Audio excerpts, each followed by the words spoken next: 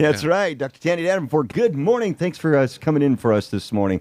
Got a lot of folks that are interested in hearing what you have to say. A lot of folks have been chiming in on our Facebook page. We're talking about coronavirus.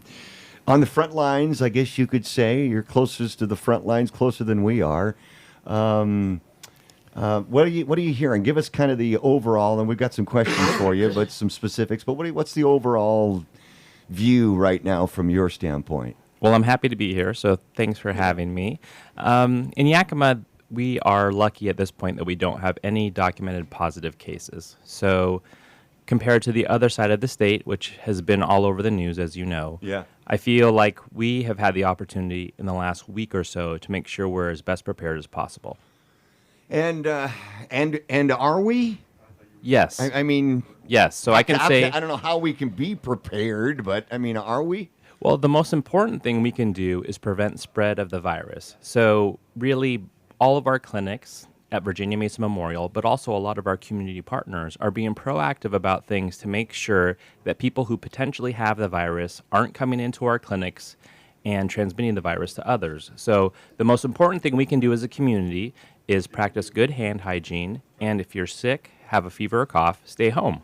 If you're concerned about your symptoms and think maybe you're getting worse, you can call your primary care provider. They will have a nurse who talks to you, determines your risk, and if needed, you can come into the clinic to be seen. So if we as a community can do all those things, we're going to minimize the risk of transmission to everybody. We're in, I don't know if we're in the middle of the flu season, but we're in the flu season.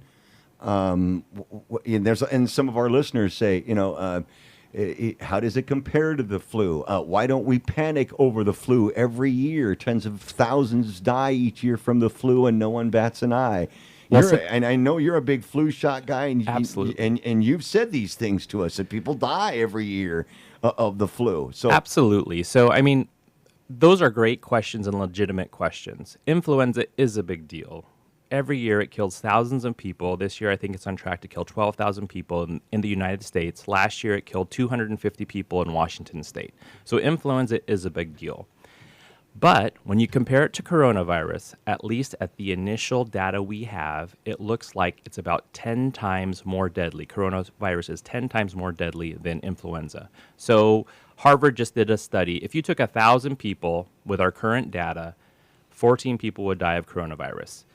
Currently, with influenza, if you have about 1,000 people, one person will die of influenza. So, yes, influenza is a big deal.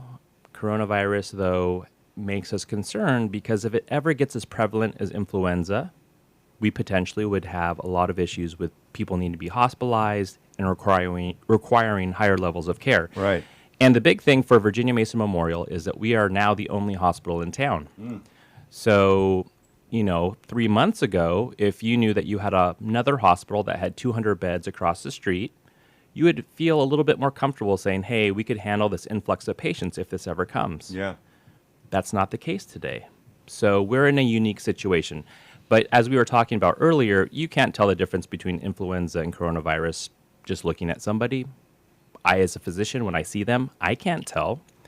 So really, there's not a big difference in them. Most people are probably going to have minor symptoms, just like most people have minor symptoms with the flu. Got a question, though. In terms of, let's say, Lance and I were of equal health. And, of course, that's not true.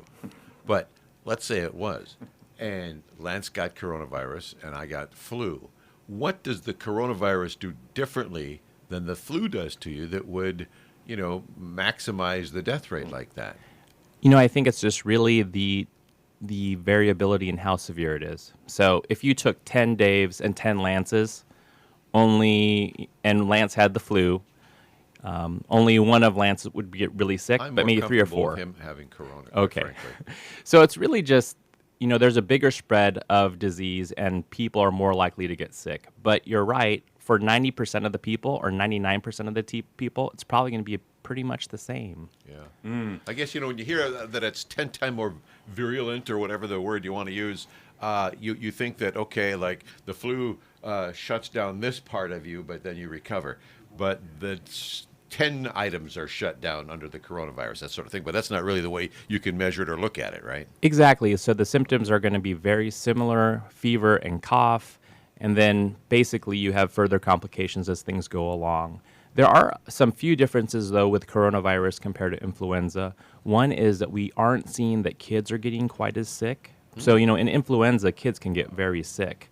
But, there haven't been any pediatric deaths that I've seen anyway, worldwide. Right, yeah. And that's not typical for influenza. Right. So it is behaving a little bit differently, but the thing that's common is that, again, anyone over 60 is going to have a higher risk of complications. Unfortunately, we're seeing that at the facility in Kirkland at Living Care. Right. And then people who have chronic medical conditions. So again, when we're telling people to be safe, we're doing that so that they don't transmit it to their grandparents, to their uncle who's on chemo, to their sister who has asthma. Those are the people we're really worried about. And if we can just keep this under wraps, people can just practice good hand hygiene. They don't need masks. They just need to wash their hands and stay home if you're sick. Wait 72 hours till your symptoms are better, and then you can go out into the world. Right on. We hope that we're answering all the questions out there, but if you'd like to give us a call this morning, certainly the good doctor will take your phone calls at 972-5481. Another person, Betty, writes, do we have a current disinfectant that kills this virus? I mean, I got cans of Lysol in here I'm going through. I mean, Most of the common disinfectants that we have probably work. The other day, my wife was using some Clorox wipes, and it has coronavirus on there, and this was before the outbreak. Oh, really? So, yeah. And how did they know that before the outbreak? I thought the coronavirus thing was new. How did they put that on the Clorox? So coronavirus, this COVID-19 is new. This strain is new. But coronavirus, there are many other coronaviruses, and oftentimes they cause a minor cold. So, we talk about influenza a lot, but most people, when they get colds, probably don't even have influenza. They have other minor viruses. So there's other ones like adenovirus, coronavirus. I could go on. But so it's just a type of virus. This strain in particular has caused the problems. And so you say that, the wipes will probably work. I mean, So the wipes, washing your hands. There's been no guidance from the CDC that people need to disinfect differently at the workplace. Okay. And I would make a pitch for cdc.gov. That's the Centers for Disease Control. They have great paper materials, information for patients, businesses, large groups that gather, just to give them some guidance about what they should do. I would tell people go to that as a reputable source of information. Though I love Facebook, it's probably not the best place to get your medical advice. And so I would route everybody to the CDC. They give great information and will give you the real truth and the real up-to-date information about what you can do. And again, wash your hands for 20 seconds with soap and water. That works.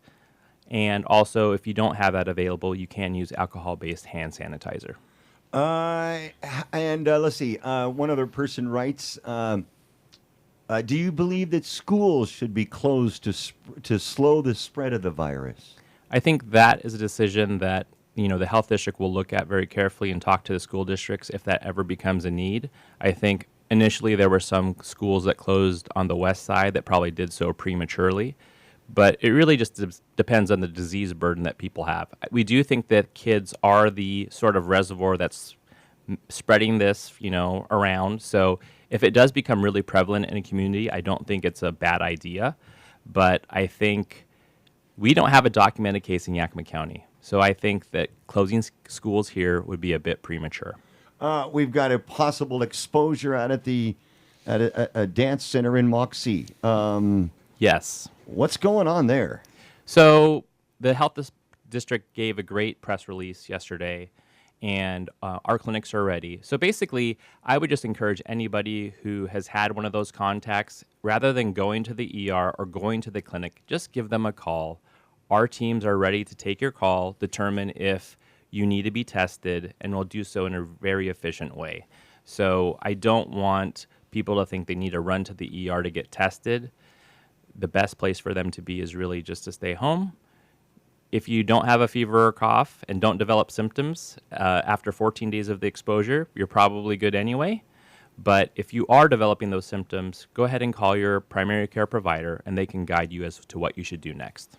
If what I guess first of all, what's the hospital doing if someone is walking into the, I mean, I don't even know how to answer this question. Ask this question, but when somebody looks like they're feeling bad with coronavirus before they get into the emergency room, are you guys stopping them there? I mean, how does This that work? is a great question. So again, prevention is great, and we've had some great preparedness work at the hospital. So basically, when you go to the hospital to the emergency room, we have a really quick screening to say, do you have a fever or cough? If you have a fever or cough, you get a mask. And then if you've had high-risk travel, we will, and potentially, or a positive COVID contact with symptoms, we will go ahead and expedite you getting evaluated so that we can determine what the next steps are. Okay.